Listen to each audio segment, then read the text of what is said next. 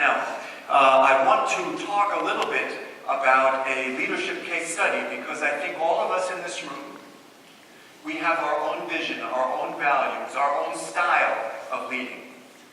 And I want to develop our own values about leadership by using a case study of one Jesuit teacher, this gentleman.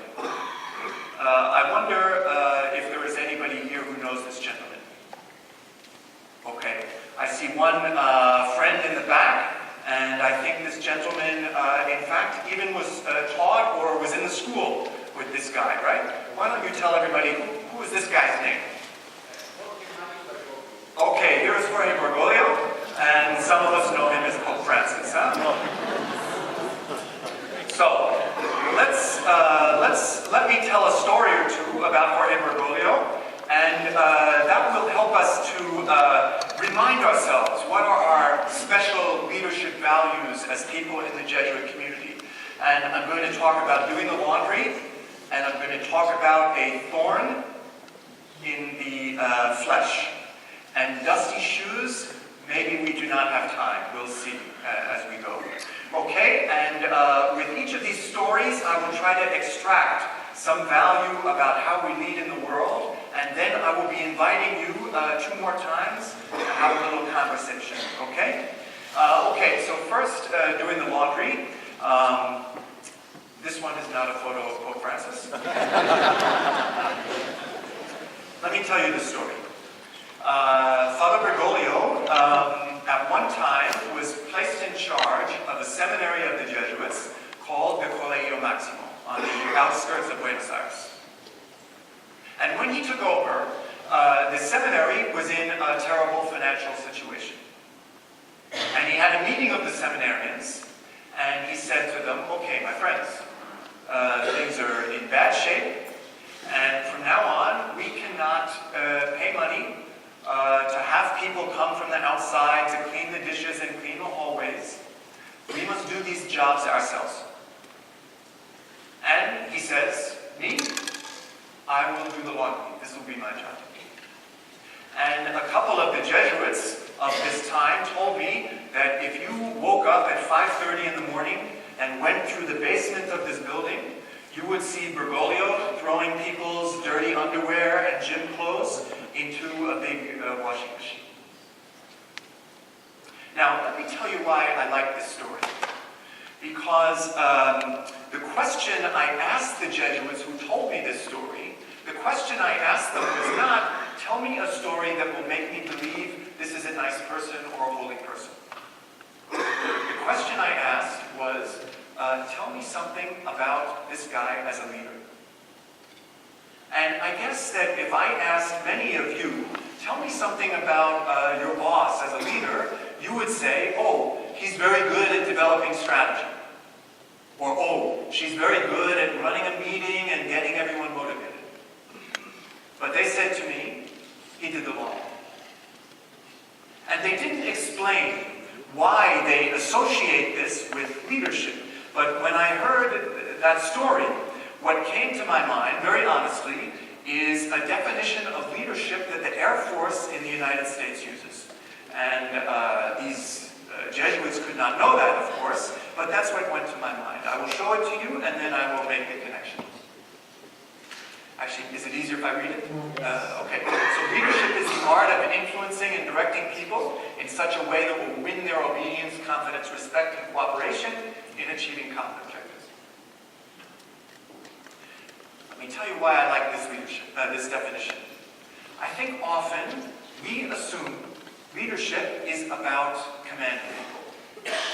I'm a general, you're a private, I tell you what to do. And if I tell you in a very forceful way, that's good leadership. The military understands this has nothing to do with leadership. I give you some rank, this is a platform. Your leadership is, what do you do with the platform I give you? And look what they say, that leadership is an art. And leadership has something to do with winning the respect and confidence and loyalty of other people. And so I guess that what these two Jesuits were saying to me was, when Bergoglio stood up there look, I'm sorry. Times are difficult. We must sacrifice. And I go first. They're saying this was very compelling to me. This won my respect. This made me want to be on this person's team. And so we might say in the great Jesuit tradition to do examination of conscience, this is the first part of our examen. In other words, in my house as a parent, in my school as a teacher, in my business, in what ways am I winning the respect and confidence and cooperation of other people? By the way I treat them, by what I know, by how hard I work. Even we could say this can be part of Wuja's examination of conscience. In what way is Wuja winning the cooperation and loyalty of the Jesuit network? Now, for Bergoglio, I'm very sure that he did not do this as a kind of manipulative trick. In other words, I will do the laundry, then they must do what I want.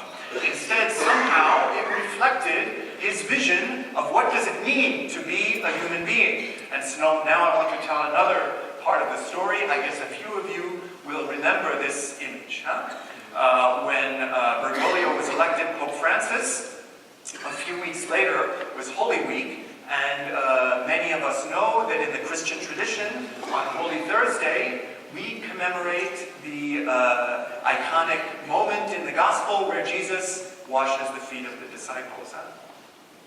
And usually the Pope does this in St. John Lateran Basilica. It's very beautiful, it's very pretty. And instead, Pope Francis says no. And he went to a juvenile delinquent center and washed the feet of the young people, including a Muslim woman. And it drew a lot of attention. And afterward, he gave a little sermon. And he said, I do this because I want to emphasize the point that authentic power is service. And so now this is the second part of our little examine about our leadership style. Namely, what do we understand is happening when we have authority or power or a leadership responsibility? Usually, we behave as if the people who work for us are serving us. We don't think about it this way. But I know what I need to accomplish, and I need her to do this and him to do this so that I can accomplish my job. But Pope Francis and Jesus is inviting us to think about a leadership model that's exactly the opposite. The people I manage, they are not serving me. I am serving them. It doesn't mean that I do their laundry. Rather, in what way do I treat her and treat him that they will perform at their maximum potential so that all of us together accomplish our mission?